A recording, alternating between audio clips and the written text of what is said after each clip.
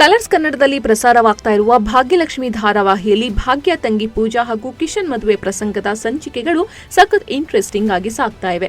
ಆದಿಶ್ವರ್ ಕಾಮತ್ ಎಂಬ ಹೊಸ ಪಾತ್ರ ಧಾರಾವಾಹಿಯ ದಿಕ್ಕನ್ನೇ ಬದಲಾಯಿಸಿದ್ದು ಭರ್ಜರಿ ಟಿಆರ್ಪಿ ಬರುವುದು ಖಚಿತ ಎನ್ನಲಾಗ್ತಾ ಇದೆ. ಆದಿಶ್ವರ್ ಕಾಮತ್ ಹಾಗೂ ಭಾಗ್ಯ ಕುಟುಂಬದ ಜುಗುಲ್ಬಂದಿ ನೋಡೋದಕ್ಕೆ ಸಖತ್ ಮಜಾ ನೀಡ್ತಾ ಇದೆ.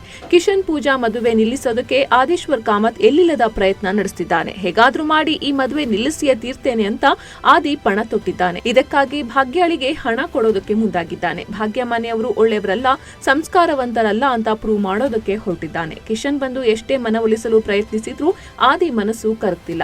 ನಾನು ಎಷ್ಟೋ ಮಿಡಲ್ ಕ್ಲಾಸ್ ಫ್ಯಾಮಿಲಿನ ಅವರ ನಡತೆಯನ್ನ ನೋಡಿದ್ದೇನೆ. ಇವರು ಅವರಿಗಿಂತ ಬೇರೆ ಇಲ್ಲ. ಅವಳಿಗೆ ನಮ್ಮ ಹೈಫೈ ಲೈಫ್ ನೋಡಿ ಲವ್ ಆಗಿದೆ ಅಷ್ಟೇ ಅಂತ ಆದಿ ಹೇಳಿದ್ದಾನೆ. ಈಗಿನ ಕಾಲದ ಹುಡುಗಿಯರಿಗೆ ಹುಡುಗನ ನೋಡಿದ ಕೂಡಲೇ ಗೊತ್ತಾಗತ್ತೆ ಅವನ ಹತ್ರ ದುಡ್ಡು ಇದೆಯೋ ಇಲ್ವೋ ಅಂತ. ನೀನು ನಂಗೆ ಇರಿಟೇಟ್ ಮಾಡಬೇಡ, ಯಾವುದೇ ಕಾರಣಕ್ಕೂ ಈ ಮದುವೆ ನಡೆಯೋದಿಲ್ಲ ಅಂತ ನೇರವಾಗಿ ಹೇಳಿದ್ದಾನೆ. ಆದ್ರೆ ಆದಿಯ ಮಾತನ್ನು ಕಿಶನ್ ಒಪ್ಪೋದಕ್ಕೆ ರೆಡಿ ಇಲ್ಲ. ನೀನು ಏನೇನೋ ಹೇಳ್ಬೇಡ, ಅವರಿಗೆ ನಾನು ಕಾಮತ್ ಫ್ಯಾಮಿಲಿ ಅವನು ಅಂತ ಗೊತ್ತಾಗಿದ್ದೆ ಮೊನ್ನೆ. ಅಷ್ಟರ ತನಕ ನಾನು ಯಾರಂತಾನೆ ಗೊತ್ತಿರ್ಲಿಲ್ಲ.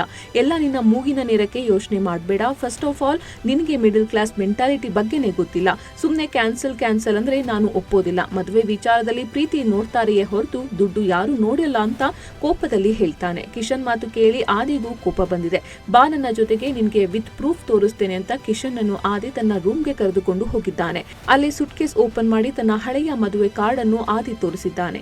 ಈ ಮದುವೆಯ ಕಾಗದದಲ್ಲಿ ಆದಿಶ್ವರ್ ಕಾಮತ್ ವೆಡ್ಸ್ ಸುರಭಿ ಅಂತ ಬರೆಯಲಾಗಿದೆ. ನಾನು ಯಾಕೆ ಹಾಗೆ ಹೇಳಿದೆ ಅಂತ, ಇದಕ್ಕಿಂತ ಪ್ರೂಫ್ ಬೇಕಾ ನಿನ್ಗೆ ಅಂತ ಆದಿ ಕಿಶನ್ಗೆ ಹೇಳಿದ್ದಾನೆ.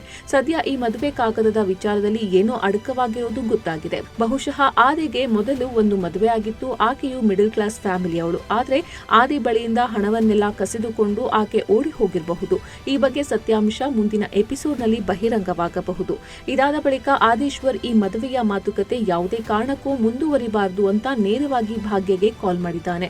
ಈ ಮದುವೆ ಮಾತುಕತೆ ಅಂತ ಬಂದಾಗ್ನಿಂದ ನಮ್ಮ ಮನೆಯಲ್ಲಿ ಏನೇನೋ ನಡೀತಾ ಇದೆ, ಇದನ್ನೆಲ್ಲ ಇಲ್ಲಿಗೆ ಎಂಡ್ ಮಾಡೋಣ ಅಂತ ಹೇಳಿದ್ದಾನೆ. ಅಲ್ಲದೆ ಒಂದು ಸ್ಥಳಕ್ಕೆ ಬಂದು ನನ್ನನ್ನ ಭೇಟಿ ಮಾಡಿ ಅಂತ ಹೇಳಿದ್ದಾನೆ. ಅದರಂತೆ ಭಾಗ್ಯ ಅಲ್ಲಿಗೆ ಬಂದಿದ್ದಾಳೆ. ಭಾಗ್ಯ ಬಂದೊಡನೆ ಪೂಜಾ ಕಿಶನ್ ಮದುವೆನ ನಿಲ್ಲಿಸಬೇಕು ಅಂತ ಹೇಳಿದ್ದಾನೆ. ಅಷ್ಟೇ ಅಲ್ಲದೆ ಆದಿಶ್ವರ್ 3 ಸೂಟ್ ಕೇಸ್ ತಂದಿದ್ದು, ಇದರಲ್ಲಿ ಒಂದು ಸೂಟ್ ಕೇಸ್ ತೆರೆದು ಅದರಲ್ಲಿದ್ದ ದುಡ್ಡನ್ನು ಭಾಗ್ಯಳ ಮೈ ಮೇಲೆ ಸುರಿದಿದ್ದಾನೆ. ಸದ್ಯ ಭಾಗ್ಯಲಕ್ಷ್ಮಿ ಧಾರಾವಾಹಿಯ ಇಂದಿನ ಎಪಿಸೋಡ್ ರೋಚಕತೆ ಸೃಷ್ಟಿಸಿದೆ. ಭಾಗ್ಯ ಎಂದೂ ಹಣಕ್ಕೆ ಆಸೆ ಪಟ್ಟವಳಲ್ಲ. ಎಷ್ಟೇ ಕಷ್ಟ ಬಂದ್ರೂ ಇನ್ನೊಬ್ಬರ ಬಳಿ ಕೈಚಾಚಿದವಳಲ್ಲ. ಸದ್ಯ ಇಲ್ಲಿ ಆದಿಶ್ವರ್ನ ಅತಿರೇಕದ ವರ್ತನೆಗೆ ಭಾಗ್ಯ ಯಾವ ರೀತಿ ತಿರುಗೇಟು ಕೊಡ್ತಾಳೆ ಅನ್ನೋದು ಕುತೂಹಲ ಕೆರಳಿಸಿದೆ.